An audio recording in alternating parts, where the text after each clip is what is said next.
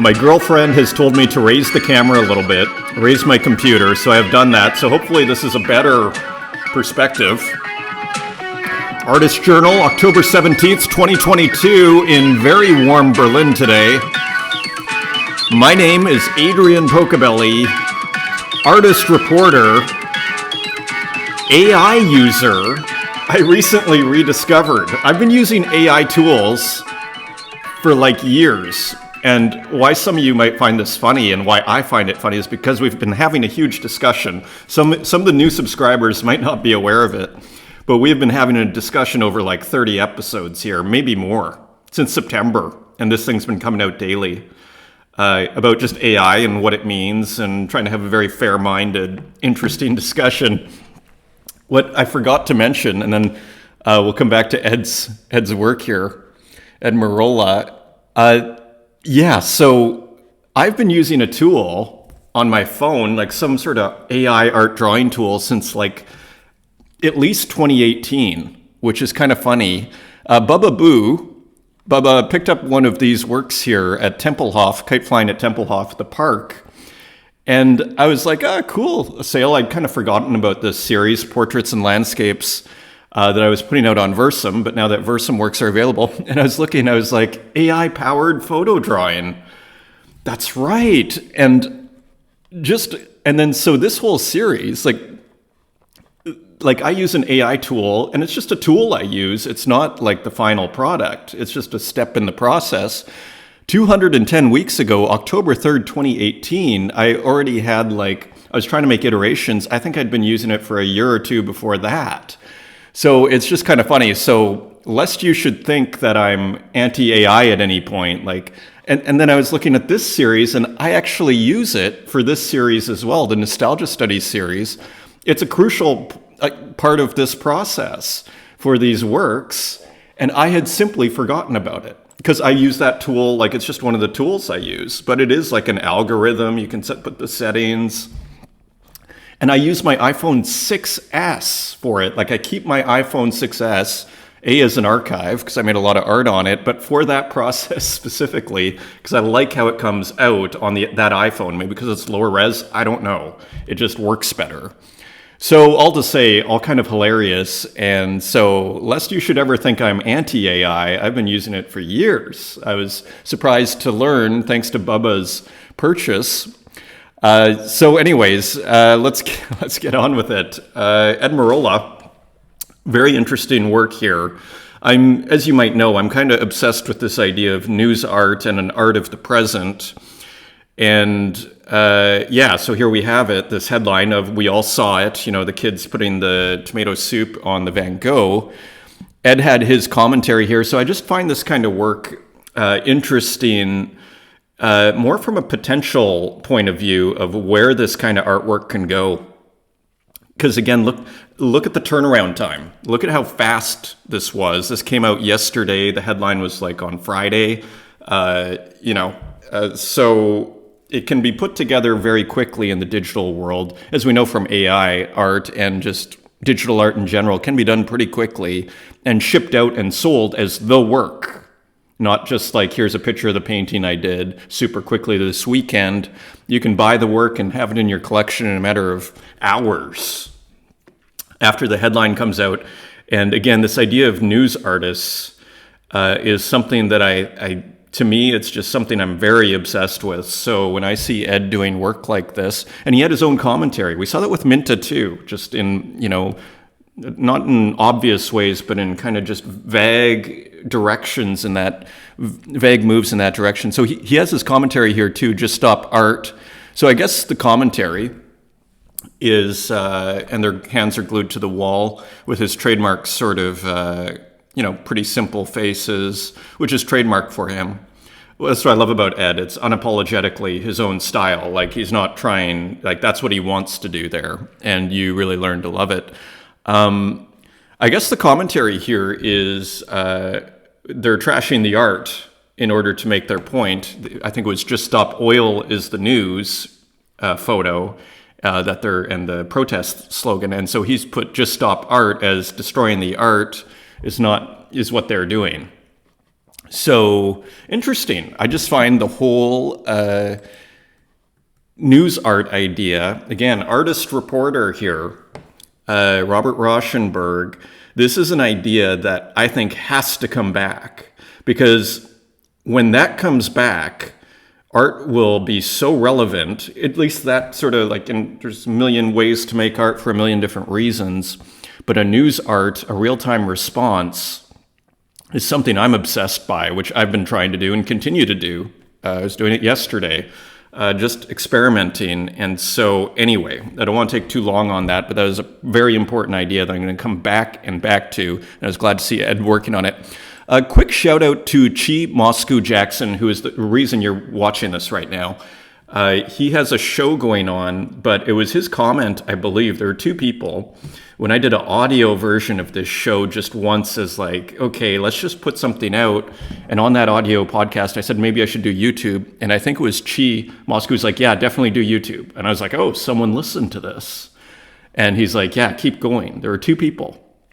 And so I just want to give him a shout out, because I want to remember that, because I enjoy doing this now. It's like 60 episodes later. Super excited to share that Hologram Gallery is having our first in real life NFT show on January 5th in Seattle. This has been in the works for a long time. Definitely going to have an open call. So good news for you as well. So all the homies can get work in. Maybe I'll apply to that too. So open call coming from Chi, so give him a follow. Just a couple of kind of in the ether here topics. Drank Frazetta, Purple Drank, charge me whatever royalties you want, you made the art. So weighing into this royalties debate, for those that don't know, there are platforms that have come out in the crypto world where they are getting rid of the royalties that are put on the art pieces, and so this has become a big debate.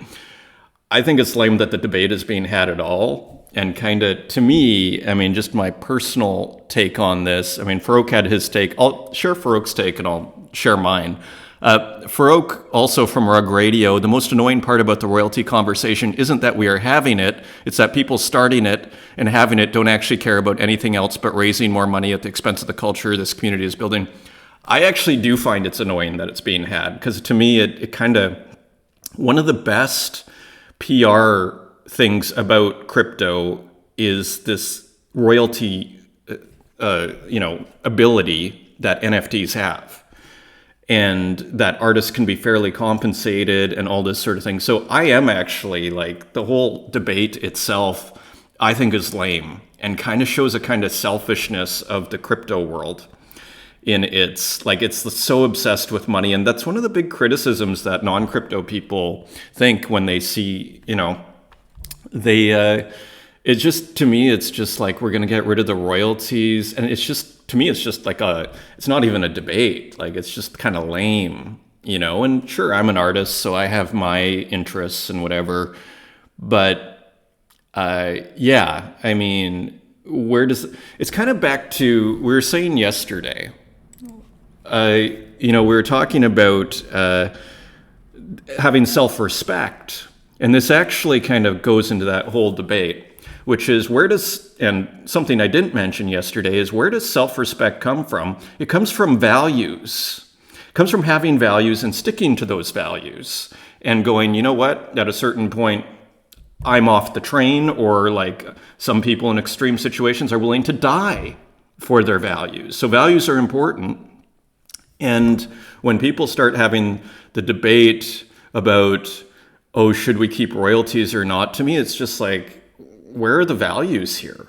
Like, and I get it, there's a technological side, and if you can get around it and yada, yada, but so I'm not actually, that's why I've ignored the debate so far, but I thought I'd just touch on it a little bit, because it did kind of flow into yesterday's conversation.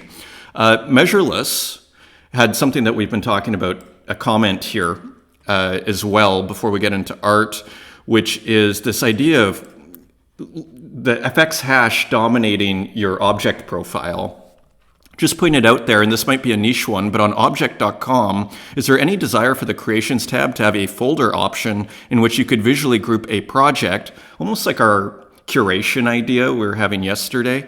Seen as creations is the go-to, I'd quite like to be able to collapse my effects hash. And all sorts of people, I think Popple weighed in on this at a certain point too, where it's like 5 of his 6 pages are FX hash works, and that just kind of sucks because it's actually harder. Rat Cloaksy, it's the same thing. It's harder to find his old work, and that becomes more obscure. Speaking of Rat Cloaksy, so they should have a way to at least filter out the FX hash stuff because it really kind of messes up people's profiles on Object. Just a little, I like to always see how people are working here. So this is Rat Cloaksy. So just kind of interesting to see his process a little bit. And this is about 15 seconds or so. And you see it here. So there it is. So I didn't realize that. So that's just interesting just to see how people are working.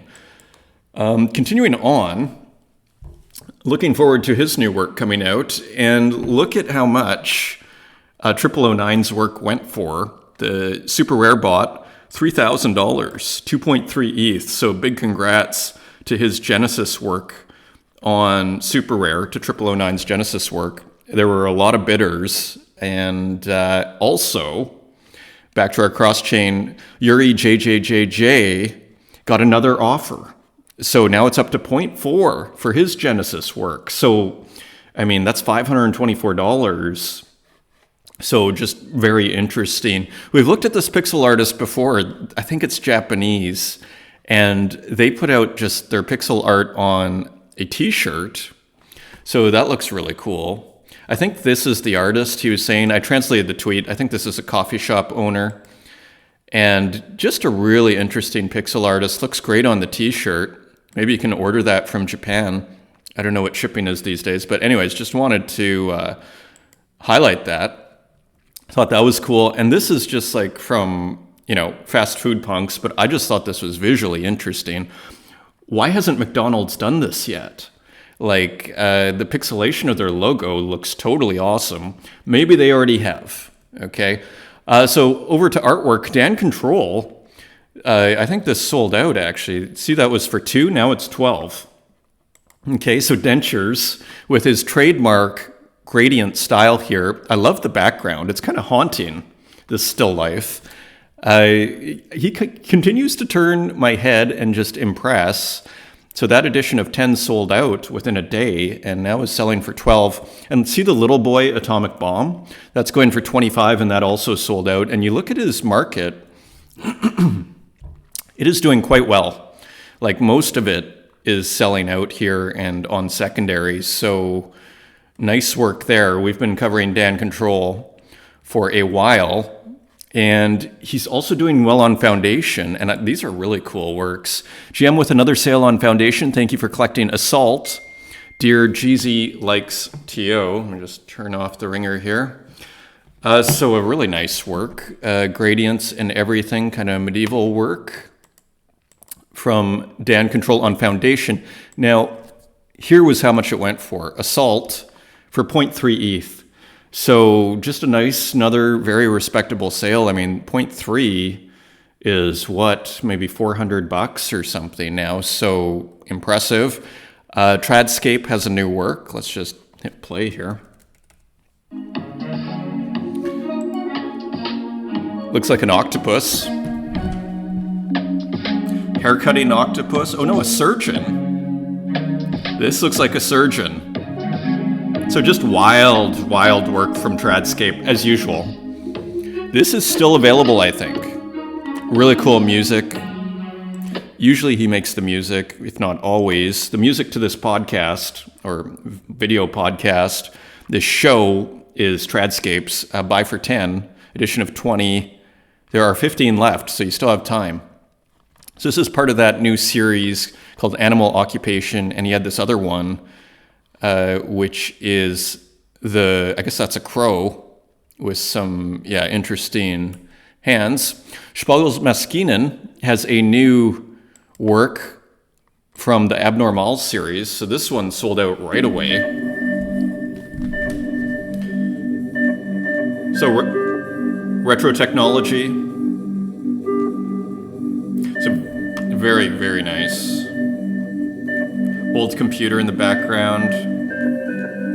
Beautiful music. So yeah, just another winner. I think it's already, what is it selling? It's already for 50. So if you miss that, you're got to make an offer or just pay the full 50. Another portrait, which I love by, I don't know the name of this guy, but we've seen some of his pixelated portraits before. He had those Game Boy portraits of like Coolio. Let's see if we can get this working. And this is Notorious B.I.G. Let's see if this works here. So just an interesting portrait. How much is this going for? For 4 Tezos. You see it just does the 3/4 view. I think just really nice. Great size. Gets the resolution right. It's like the perfect sized resolution. So you can see it there. So just put in Pixie Biggie Smalls if you're looking for that. Kangol edition. Stop that. Another Ed Marola work, River, which he found in his files. He put out a tweet. He was going through his old works. That's where you find some of the nicest works, you know. I've found some of my nicer works just in old files. So this is called River, and a nice, beautiful rendition here. It looks like there's a little pot here in the bottom of the river, or ancient vase. I really like this work. I thought about buying it. It's a 1 of 1 for only 20 Tezos. Flow through me until I become you, River. Another beautiful, what looks like a river with a sun. Good night. The spine kept on sketching even when the fingers stopped painting. The most precious arsenal we got. Have a good rest, everyone. The brain.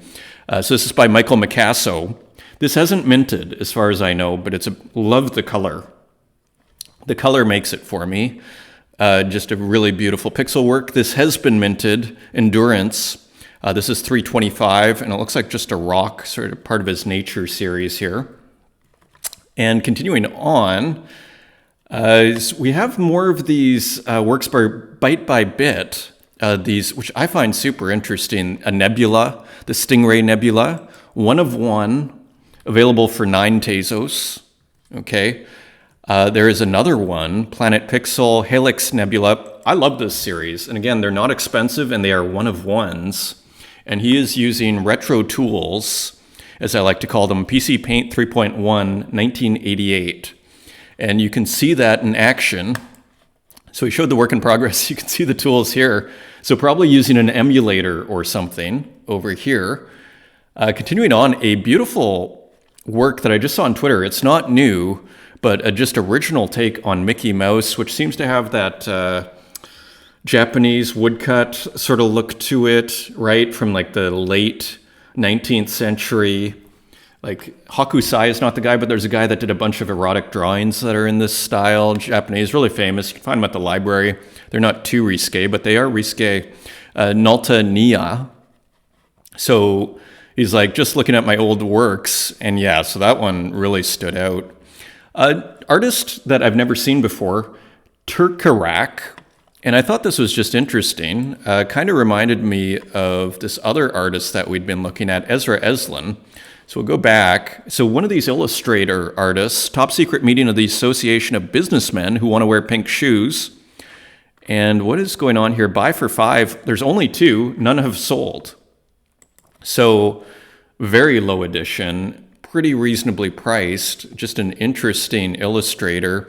I brought up some of their works, so kind of edgy a little bit.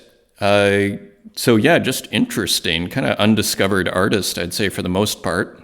And it's always nice to bring in new blood here. So Turkarak is the name, and you can get their works, get a 1 of 1 here for 20.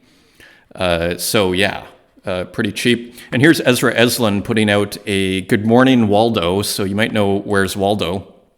So her spin on that. She's selling it on OpenSea. I missed that. Let's see if we can just see. Current price 0.46. I don't know if someone bought that or what the history is. Yeah, so this is sold a few times from the looks of it. Interesting. Look at all these sales. Just back and forth. There are 10 of them.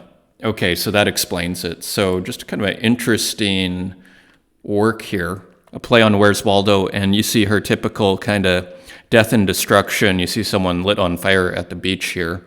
Otherwise, a peaceful seen, but you can see actually someone's bleeding here. So her unsettling work's another person. So it's kind of her version of Where's Waldo from Ezra Eslin. This was just another interesting artist that I'd never seen before. Foundation was putting Flo Meisner's work on the front page, and I just thought it was nice work. So here it is, just these, I guess, flowers with the sky and a geometric pattern, basically, kind of a little bit of op art.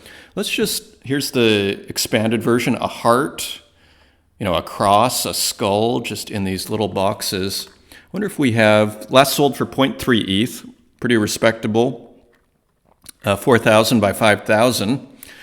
This one was just kind of interesting too. I couldn't tell if it was digital or not. I'm sharing this one because it's so important to me. This is Narciso, and this is also Narciso, or the same artist, and I really liked, so this was just kind of interesting to me. I couldn't tell if it was digital or not, just an interesting work. Then I went to the page, I think this is the same artist, and I went to his page and I saw this beautiful, it is the same artist, and I saw this beautiful St. George and the Dragon, okay?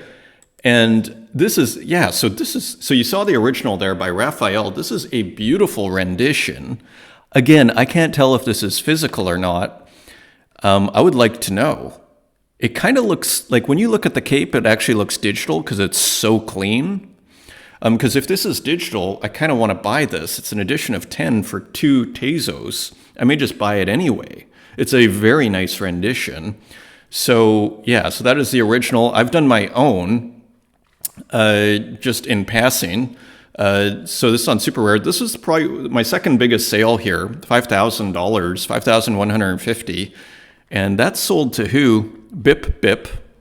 So thank you, Bip Bip, again. That was almost a year ago now, but a wonderful sale. Long live the bull market.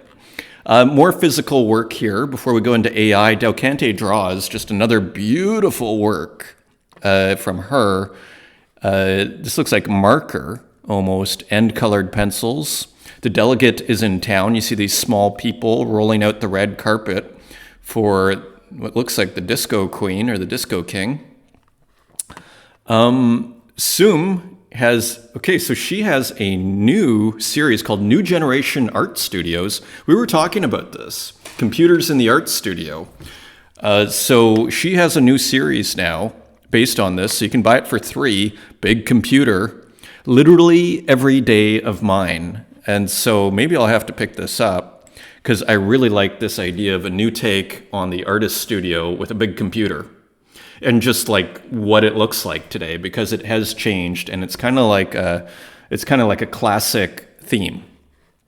So I believe that's AI, generative digital art AI. Yes, so pretty nice. Okay, very nice. And 400 Tezos offer for my G for this strange thing from Lily Illo, who is another AI artist. So interesting. I just thought that was a pretty impressive offer. So it's a one of one. And also, as we wrap up here, Ilya Bliznets, this is on Foundation, a reserve of 0.25. I thought this was a slightly different take on AI. So this is on Foundation, Picnic. So I just thought that was kind of interesting. Just kind of turned my head and you see these kind of limbs that are separated. So almost playing with AI distortion and pushing the AI distortion and almost making what I call AI distortion the subject matter of the work to some degree. And here's another one, which just kind of turned my head. This is by Petra Voice. That last one was by, Ilya Bliznets. So this is by Petra Voice on Twitter. And just some mushrooms and a woman. It looks like AI.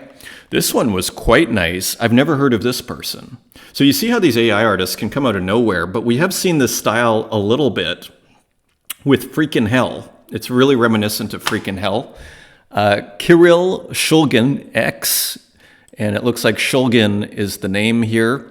So just a really kind of head-turning work there. Very beautiful, moody work, AI, clearly, I assume. And one more AI work, Wild Palms. So again, just a surreal landscape, very clean. And this is by Wild Palms. And is there a work? So yeah, I don't know if this is FX hash, like it's being called generative art, which is kind of interesting. Maybe this is generative art. So AI meets generative. Maybe there is no AI, but I think there's AI in there. And finally, so there is a new AI tool for text, introducing Lex, a word processor with AI baked in, so you can write faster, lex.page. I've been working on this for a while, so glad to finally share it. And then this person, I just tried an AI-powered writing app, and I am so hilariously out of a job. It literally gave me goosebumps. I'm not allowed to share it with you yet, but I will when I can. Please send me new career ideas. So this could be a really good one, Lex Page. So a mind-blowingly fast writing experience. So FYI, and finally, Burka Bayram. I don't always draw, sometimes I write, but when I write, I also enjoy making illustrations next to my short stories. So why not both? So he is selling some mini books as PDFs on Tezos, A Journey to Nothingness for a 5 Tezos edition of 100, and there is his work. So very cool. You know what this reminds me of is Beyond Painting, where Max Ernst added a lot of his own drawings in it, and that's what it looks like. Anyways, that is your show. Thank you for watching. Until next time, take care.